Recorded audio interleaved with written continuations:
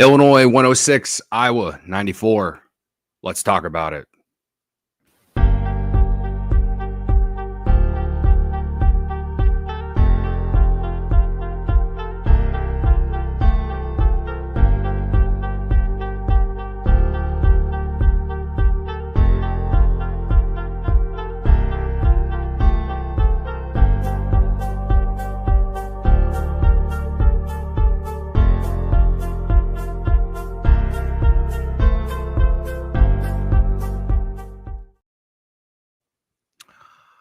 Welcome to another edition of From Beyond Champaign. I'm Cody. You can follow me on all the socials at Cody_CHGO. As always, I appreciate any and all support to this YouTube channel and to any other social media platform you might know me on. Illinois is 1-0 since I put D Brown on my wall. I didn't point this out yesterday because I felt like it is March and I needed to put something Illini on my wall. And I don't have a poster of sorts, and which is a shame. It's a shame that I don't. And the sad thing is I did have things. I had so many things from the 04-05 team when I was a kid, and time went on. I moved 1,000 times, and I just lost a bunch of it. And when I was young, I didn't realize just how special it would be to me at this point in my life.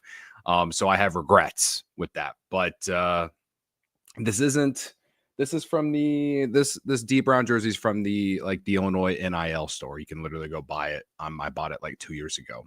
What I really would like, I probably have to go on like eBay, is get one of those like real authentic, like from back in the early 2000s D Brown jerseys with it doesn't have his name on the back, right? Like I don't even, when you could buy those, they didn't even put the names on the back then, so I just like to say that I have a D Brown jersey. And anyway, the point is Illinois is 1-0 since I put D Brown on my wall.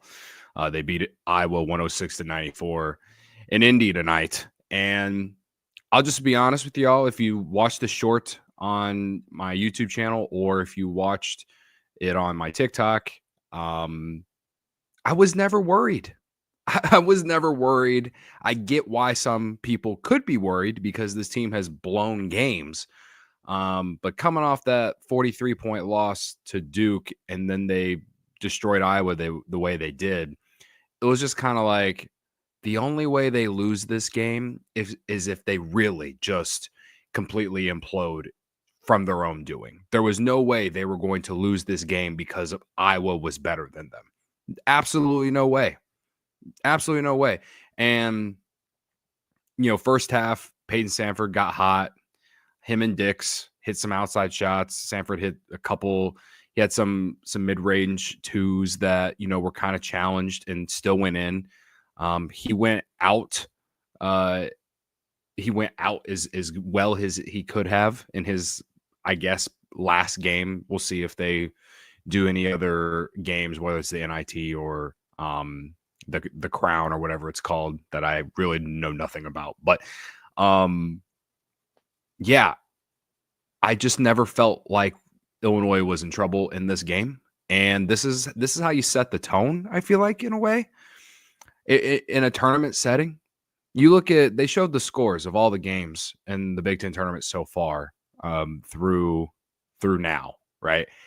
And Illinois had the largest margin of victory in any of them, I believe. They're for sure the only team that scored 100 points so far. It's been chalky. I am wrong. I was wrong on 2 of them at this point. In my Big Ten tournament predictions video I put up, I had Ohio State beating Iowa, and that obviously didn't happen. And then I did pick Indiana to beat Oregon. But other than that, Purdue barely just got by, barely. And honestly, you can make an argument that the refs for sure gave them a little bit of a pat on the back in the final seconds. But whatever, Illinois had their fair share of those as well. And we could talk about the refs because I have some thoughts about the refs in particular in this game. And it's not even really related to Illinois. I'll get to it. Let that be a tease. But to this point, it's been chalky in this tournament. But Illinois, I would guess, has won by the widest, I believe, has won by the widest margin. and to me has probably put out the most impressive win just based off the fact that they scored 100 some points. I know they played Iowa. Iowa plays no defense. It's death taxes and Iowa overs during basketball season, right? They were undersized.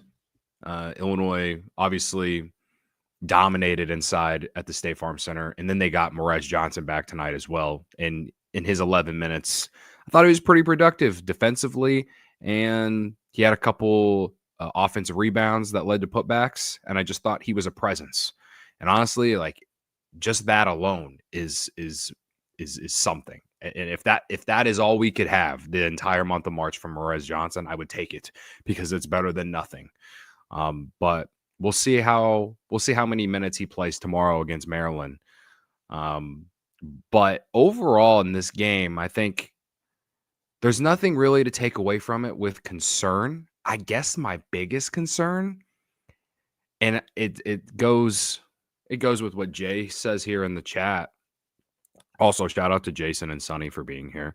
I should start putting the Locked On Illini Discord link in my description just because I'm in it, and most people who come to watch are probably from that. But Jay in the chat says, starting to worry about KJ, 0 assists, 6 turnovers, 1 of 6 from the field, not good. Yeah, he had a terrible game. And the one shot he made was a 3. And I remember when he made the 3, I chuckled because it was like you can get so frustrated with him, and then you can remember just how talented he is. I don't know what's going on in KJ's head right now. He's young. He's 18. He's a freshman. He has all this pressure because he's probably going to be a top 10 pick in the draft and this and that. And I'm not even really making excuses for him. I've been lenient on him all season just because he is a freshman. But I think the expectations are very, very high. His expectations are very high, very, very high based off what we saw the first, let's just say 2.5 months of the season. But I would say down the stretch, he has not been as productive. But in turn, Will Riley has emerged as your best player. Like, I know we all want KJ to be good because it's like, if KJ is what we saw the first 2.5 months and Will Riley is what he is right now, this team could legitimately go on a freaking run that we talk about for years to come, right? I think that's the frustration from the fans, right? That's my frustration with him for sure, because I'm thinking ceiling. I'm buying into the gimmick, the bit that all the people keep saying about us, about what we say about Illinois, right? Yes, that's the truth though. Like, if they are going to ever reach their ceiling, KJ has to be better than what he was tonight. And honestly, if he doesn't hit that 3 against Purdue, he didn't have a great game in that one either. So I'm not going, I don't know what to really do from a criticism standpoint. Two things are true. He's 18. He's young. He's playing in postseason play of this tournament for the first time. Second thing is true. We've seen how good he can be, and there is a standard that's higher than what he's playing at, and he's got to play better than that.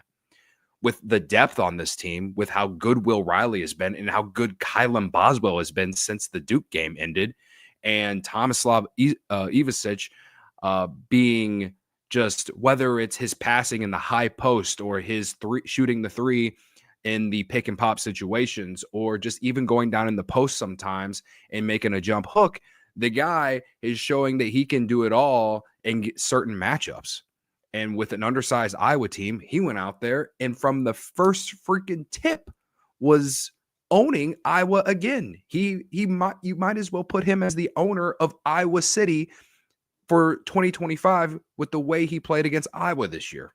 He played incredible in the 2 or the 4 halves that Illinois played Iowa this year.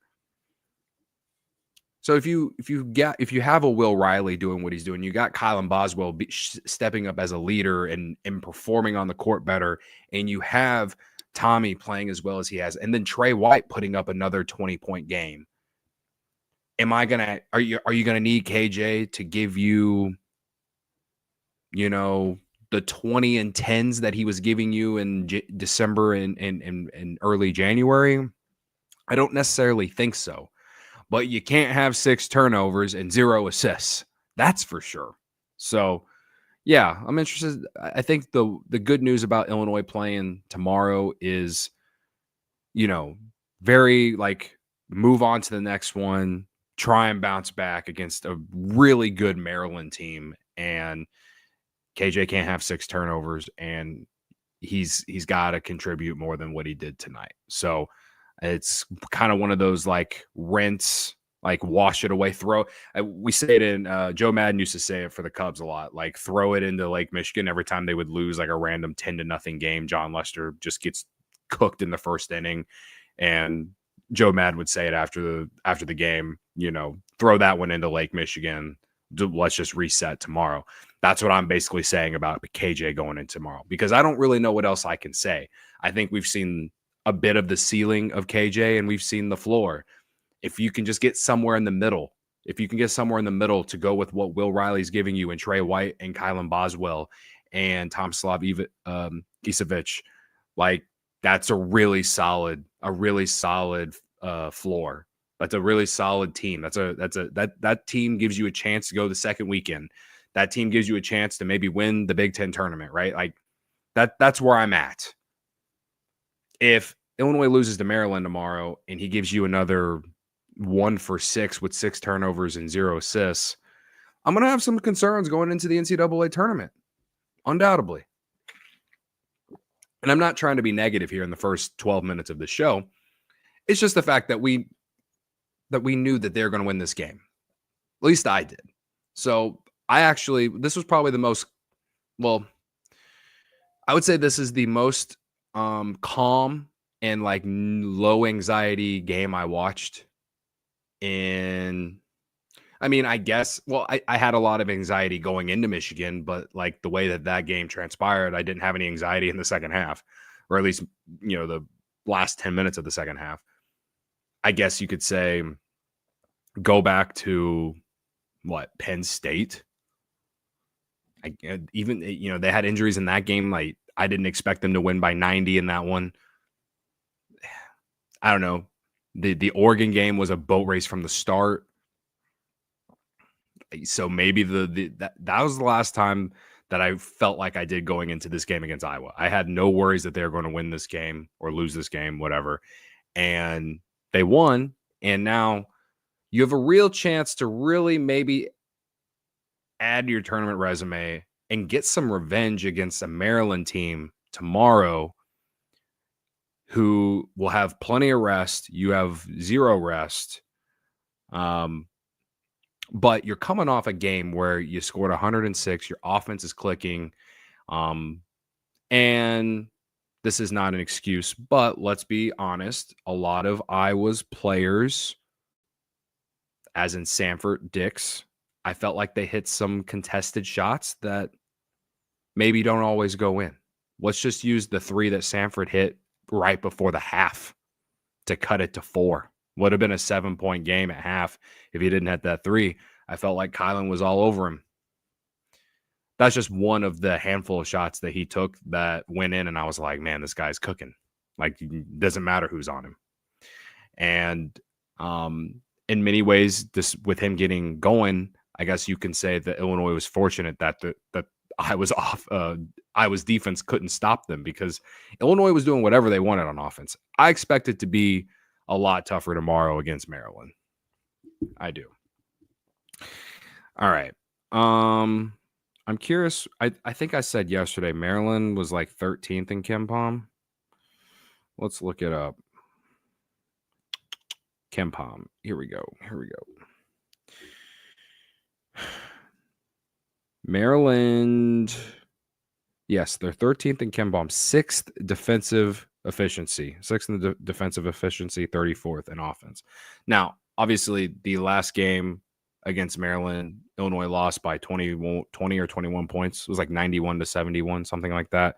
We went over it a little bit yesterday, and yesterday's pod kind of going through the bracket. So I won't repeat myself again. But obviously, Derek Queen and Julian Reese owned Illinois in that game. and Tommy didn't play. So you're going to have some size in this one. You'll have Tommy, you'll have Merez. I didn't think Maryland didn't shoot the ball well, but they were just able to score so many points in the paint that it didn't matter. And then it eventually led to some open shots that they knocked down. So I think key for Illinois tomorrow is to find some way to contain Queen and Reese better.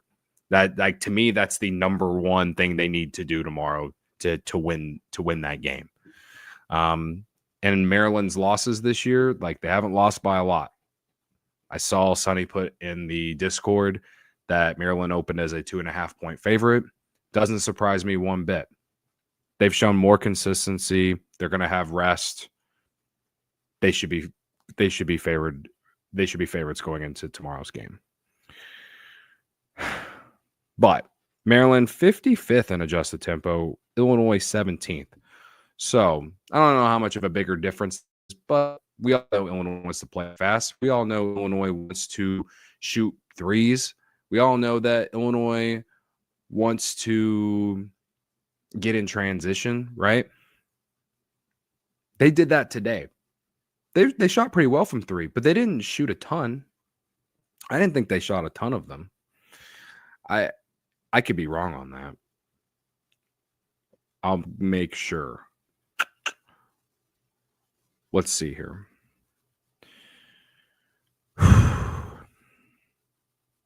Illinois shot, Iowa shot 11 for 24. That makes it even more impressive to me.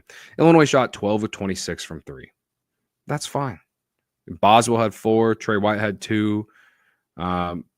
Tommy had 3. Will Riley had 1. And obviously KJ had 1 as well. For some reason, I thought KJ only had 3 points, but I forgot all the free throws he made. So he had 10 points. 10 points thanks to a 3 and a bunch of free throws. Yeah. So let me know how you feel going into this Maryland game. Because to me, I said this last night, if Illinois were to beat Iowa, that I feel like they'd have house money going into the rest of this tournament. They're not favorited to beat Maryland. It's pretty even, but admittedly, I don't feel necessarily great. I don't feel like we have a great shot. I feel like there's a good shot. If they're able to negate what happened the first time, I think they have a shot. But this Maryland team is good. They're a lot better than what I thought they were in January. So I think you put those two together and they kind of negate each other. And I find myself wondering, okay, should I even really get myself up for this one? I don't know. So anyway, I don't know. I think if they win this game, they have a really good shot to go to the Big Ten Tournament Championship. Purdue barely got by USC tonight. Now they have to play Michigan tomorrow. And, Michigan's been free falling these last handful of weeks and whatnot. But something about this Purdue team, man. I don't know what's going on here at the end of the year. Even Braden Smith didn't even save them tonight. It was more about, they had some bounces go their way. The whistle went their way a little bit. They were 10-point favorites, and it was always close. And USC led for most of the game. So I just feel like they got lucky in that one. Maybe Michigan finally gives you a get right game in the Big Ten tournament. Who knows? If Michigan wins tomorrow and Illinois wins, I feel like they have a good shot to beat Michigan in that next round. I would rather get Michigan than Purdue, but I also feel like maybe I'm putting too much stock in Purdue and the way they've played, what they've won. That win, that's now 3 out of their last 8 games, 3 wins out of their last 8 games, something like that. They lost 4 straight, then they won 2, then they lost Illinois, and then they win this game. But it was a sweat. So I don't know. I feel optimistic, cautiously optimistic, but it's only if they beat Maryland. They beat Maryland, I'm going to absolutely be very, very inebriated on St. Patrick's Day weekend this Saturday, frolicking around the city of Chicago, mentally preparing myself for Illinois and either Michigan or Purdue. I promise you, that will be my vibe on Saturday if they beat Maryland tomorrow. So, yeah, it's exciting times.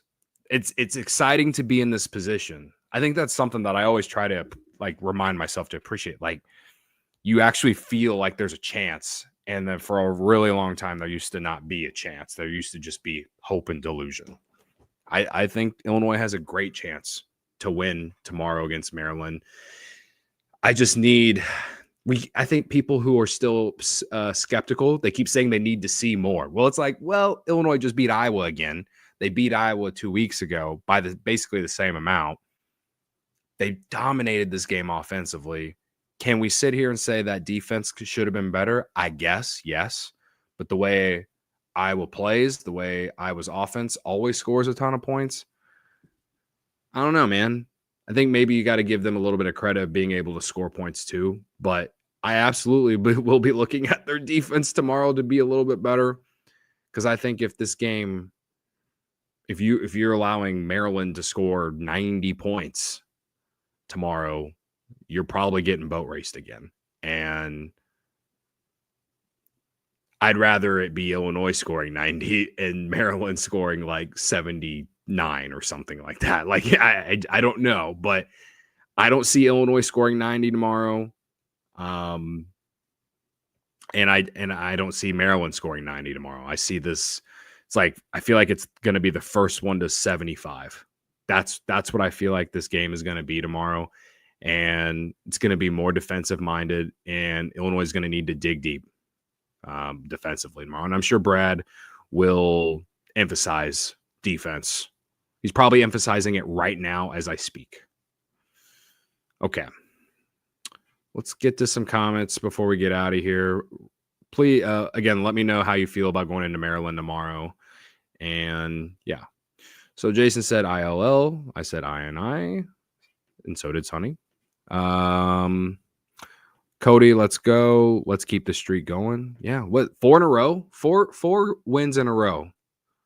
Was the longest streak since the non-conference season, right? Against a bunch of mid-majors. Like, yeah, it's nice. It's nice to see them win this game and extend that winning streak. What a story would be if Illinois were to fuck around and win this tournament and go into the NCAA tournament on would it be an 8-game winning streak? No, it'd be a 7-game winning streak. They have 3 more games after this if they win each one, right?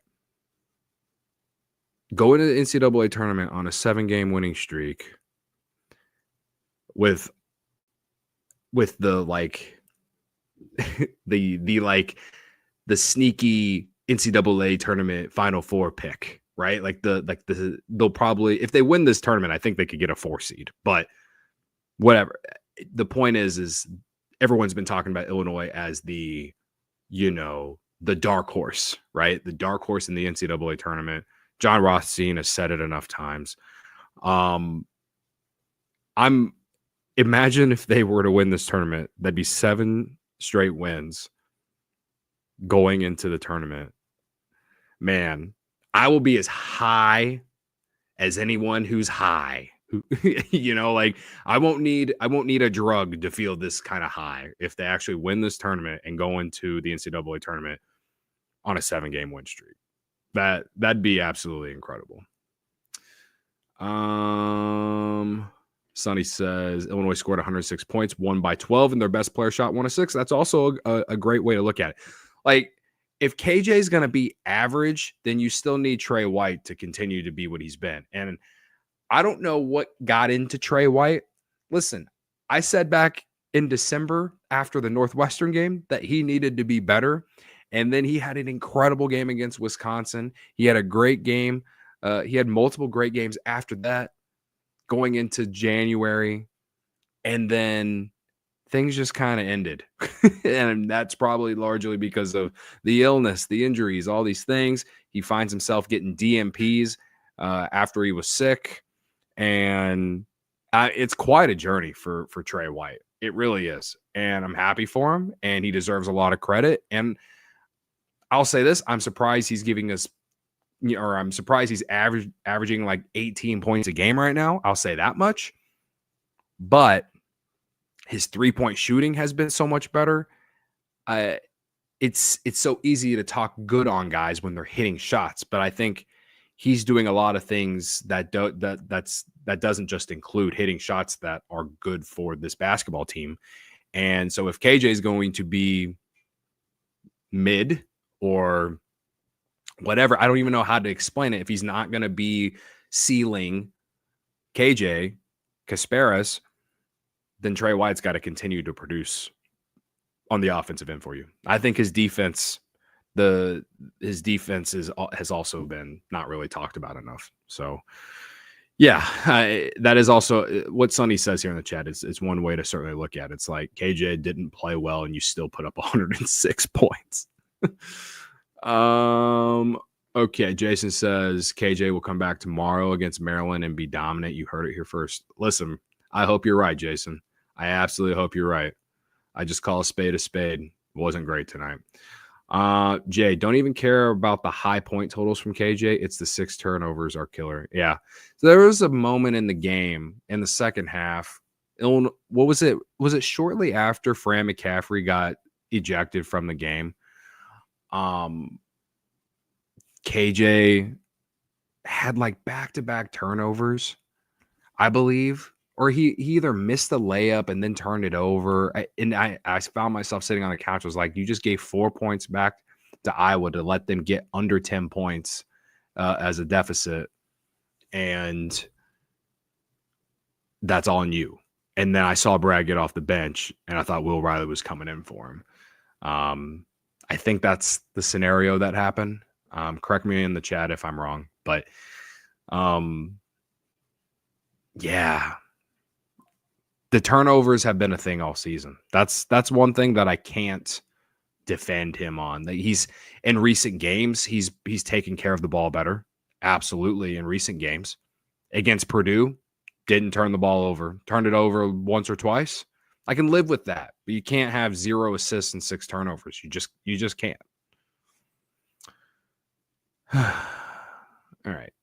Jay says KJ is a pro. That simple. He will rebound. Boswell and the team has his back. The best KJ game has not happened yet. Okay. Well, I like this comment. We can talk about the post game. I saw, I think it was either Jeremy Werner or I honestly, I think I just saw one of the reporters from WCIA in Champaign tweet the video of a reporter asking Kylan about those technicals. There was like it was like 2 technicals, so shooting 4 free throws. Kylan shot Kylan would have normally shot him, I guess, but he told Kasparas to go shoot them as a way to maybe help get him going on the right path. And listen, I think that was great leadership by someone like Kylan, who is a veteran on this team for this type of team. He was a veteran, right? So, I appreciate Kylan stepping up, and I think leadership has been a big thing for Kylan Boswell over the last 4 games, and he talked about it in his post game. And who knows? Maybe he's turned the corner. The big narrative around Kylan Boswell at Arizona was the fact that he would disappear in the biggest moments down the stretch. And I'm not talking about like in games. I'm just talking about in like February, March. He'd show up early in the season, but late in the year, he was just not to be found. So I feel like that was the narrative around Kylan Boswell when he was at Arizona. Correct me if I'm wrong on that in the chat.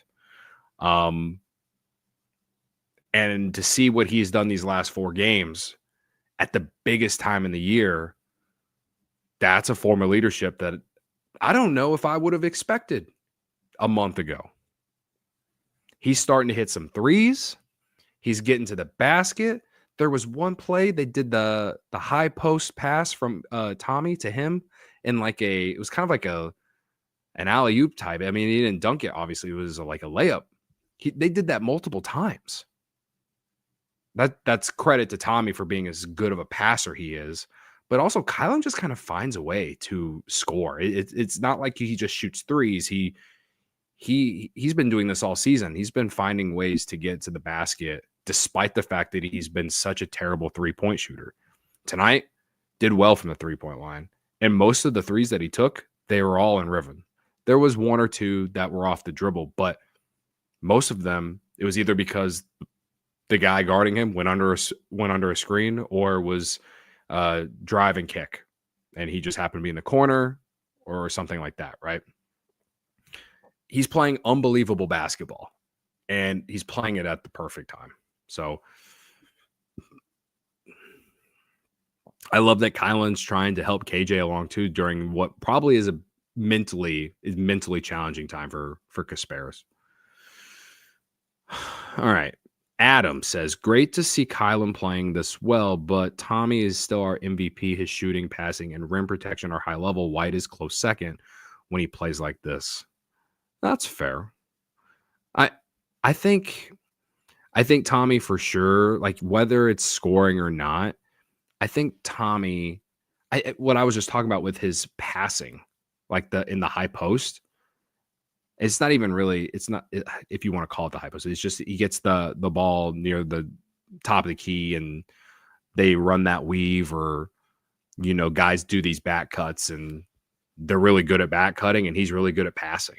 And he's doing that. He's hitting threes on that pick and pop. Tonight he showed the whole package of what he can be. I think the matchup was great for him. It'll be interesting to see what he can do against Derek Queen tomorrow. And that, to me, that's a big question. A lot of people blamed the loss to Maryland because they didn't have Tommy. Now, losing by 20 at home is no excuse. But it was a matchup nightmare without him on the court. I'll say that much. So it'll be good to have him back on the court to be able to match up with Queen, and we'll see what happens. And I'm hoping Merez can play more than 11 minutes. I'll just be honest. I hope he can. Jason, Cody, you need one of your hyped up short reels. Get me fired up tomorrow. All right. I'm probably going to put something up from this show that gets people hyped up tomorrow. I hope. We'll see. Follow me on TikTok or subscribe to this YouTube channel. It's a great promotion. Thank you, Jason. Sonny, Maryland had 60 plus points in the paint last game. Let's start with not letting them do that again. Yeah. I couldn't remember how many points in the paint they had. I just knew they basically had 1,000. Don't let them get 60 points. Can Illinois win this game if they allow less than 40 points in the paint? That's not even half. We'll just can you keep it under 40? Under 40, can you win? If your offense is playing as well as it is right now? Again, I don't think they're going to score 106 tomorrow, but I do think it starts with the interior defense against Queen and Reese. I really do. So I agree, Sonny. Jay, love another W yet. I think Maryland is Illinois' worst possible matchup of any Big Ten team. Yeah, I get it. We'll see. I'm hopeful. I'm hopeful for a at least better performance against Maryland this time. That's what I'm hopeful for. Okay. All right. Before we get out of here, I would like to give a shout out and then also criticism. All right. This is to Iowa's Peyton Sanford. And if you're new here, I just want you to know, before I go any further, that no one hates Iowa like I do. I consider Iowa Illinois' biggest rival, and it hasn't really felt like it these last couple years because Iowa sucks. Now, whenever the Orange Crush just like showed up at Carver Arena, what was it? Was it last year or was it the year before? I'm losing thought. And this whole thing about how they snuck in, which is something that they do every year. Didn't they do that in Michigan this year? Whatever. It was all blown out of proportion from my memory. And then if you go back to Fran McCaffrey and his coaching staff almost fighting a bunch of Illinois coaches that did not include Brad Underwood, in like the 2020 season. There's just a lot of like, I really don't like Iowa. I really don't. So I'm just going to put that out there before I say what I'm about to say. Let's start with the nice stuff. Peyton Sandfort, 4 years at Iowa. He deserves a lot of respect. He put together a hell of a game against Illinois tonight. As mainly it was basically a 1 or 2 on 5. It was 2 on 5 basically in Illinois and Iowa tonight. Largely because Illinois just has more talent and they're a better team. Peyton Sandfort, great player though. Great college basketball player. With the way he shoots, he probably can go to the pros. But at the end of the game, they took him out and gave him the old curtain call, as we call it. And he came off the court emotional, crying into his assistant coach's arms, all this stuff, because he's been there for 4 years. He's been through the trials and the tribulations, the highs and lows, right? That's one of the things that I love about college basketball.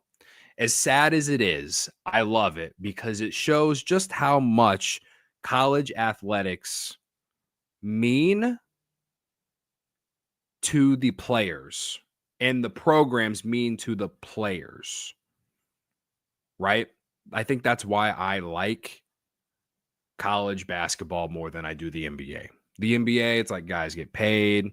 And maybe there's some guys who feel super close to the city they play for because maybe they play in one city their entire time. Derrick Rose with the Bulls, right? Kobe with the Lakers because he was there for so long, right? Kobe loved playing in LA. He loved the city of LA. D Rose from Chicago, loves Chicago, doesn't shut up about Chicago, right? But in college athletics, there's something about you go to your school, you have pride playing for your school, no matter what school it is. And when your season is over in this 68 field tournament, or in this case, Big Ten tournament for Iowa, your season is over most likely. And,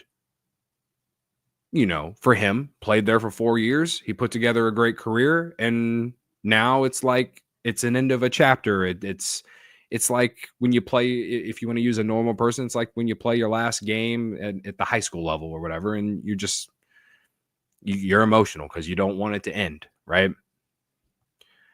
I appreciate him showing that kind of emotion at the end of a game that they lost because it shows how much he cared about Iowa and their program and all that. I respect it. I actually like it. And I look forward to Illinois having a player like that again. And hand up, I know Illinois hasn't had a player like that in a while. I mean, Coleman Hawkins was here for 4 years, and I thought he was going to be in Illini forever. He goes to Kansas State. Honestly, I thought he was going to go to the NBA last year, but that's not the point. You know what I mean. Coleman Hawkins is one of the few 4-year guys at Illinois during the Brad Underwood era. Io could have, but went to the NBA. Trent Frazier, okay, he played at Illinois for like 5 years, 5 or 6 years, right? I'm DeMonte Williams was a lifer, right? I'm just thinking Brad Underwood era. You get the point where I'm getting at, though. College basketball is different now, though, with NIL and all this stuff. So guys are transferring all the time. The transfer portal is something that when people talk about Illinois, the transfer portal, they always have a different team every year, this and that. That's the narrative around Illinois, right? Absolutely. But I've always given Brad Underwood credit for just adapting to the times. So I don't really care as long as Illinois is winning. I really don't care, right? So to bring this all around, when Peyton Sandford is doing what he did on the court and showing how much he actually really cared about Iowa, I appreciate it because you just don't see it a lot in college basketball anymore, except in the mid-majors. You see it in the mid-majors because a lot of those guys aren't going to go on to do much of anything, at least basketball-wise. They might go overseas and play, in the Euro leagues or whatever, but we're not going to see them here in the NBA or anything, And so I appreciate that. He tried to ruin all of that in postgame tonight. This is from Ethan Petrick, who covers Iowa for the Courier, just called the Courier in Waterloo, Iowa, wherever the fuck that is. Ethan Petrick, who covers the Iowa Hawkeyes, he tweeted these quotes from Peyton Sandford.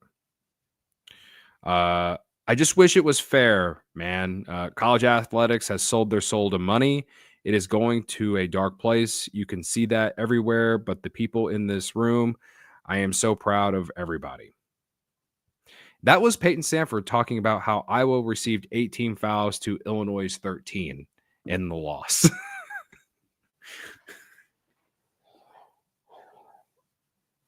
I just to have such a cool March moment coming off the court, something that I feel like everyone could have just appreciated, give you a nice little hand.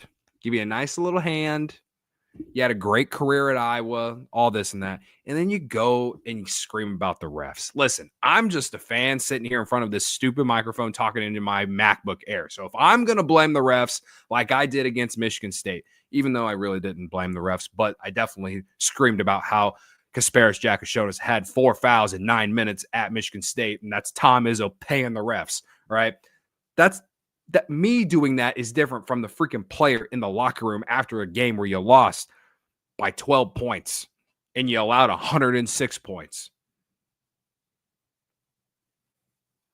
I don't know, man. I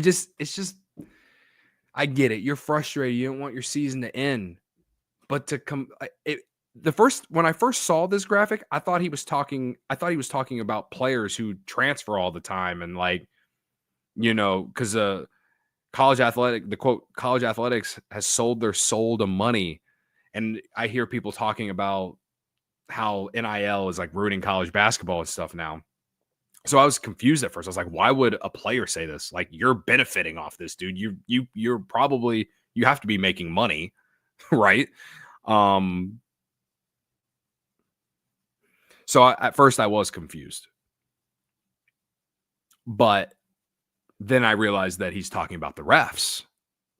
And I'm just like, dude, you just had this moment coming off the court that Iowa fans will remember forever, and then you freaking say in post game that you're complaining about the refs. Like, give me a break. So you had a great career, Peyton, but respectfully, shut up. All right, there's tonight's rant. That's probably going to be some sort of TikTok for y'all to go watch tomorrow morning, if you so choose. Anyway, I will be back tomorrow after the game. They play at 5:30 Central Time. 5:30 Central Time, Illinois and Maryland. I will be back after the game tomorrow shortly. It will either be right after the game or sometime tomorrow night. Maybe it's another 10:30 Central Time start like this one was. But yeah. Before I leave, I would like to remind y'all to hit that like button on the YouTube channel. Subscribe to the YouTube channel if you haven't. Tell a friend. There's a lot of great Illinois podcasts out there. I know I'm not number one, but if you're just a fan, you want a fan perspective, you want to fan with me, like, this is basically what this is for. So I appreciate y'all's support. And I will see you all tomorrow. Illinois wins 106-94. Pretty dominating fashion. And Peyton Sanford had a great game, and then he complained to the refs after. That's basically the story. Also, Fran McCaffrey. If this is the end, Fran McCaffrey, thank you for getting thrown out in what was your last game and in a loss to Illinois. I really appreciated that too. It was chef's kiss. All right. All right. I'll see y'all tomorrow. Again, hit that like button on your way out. ILL.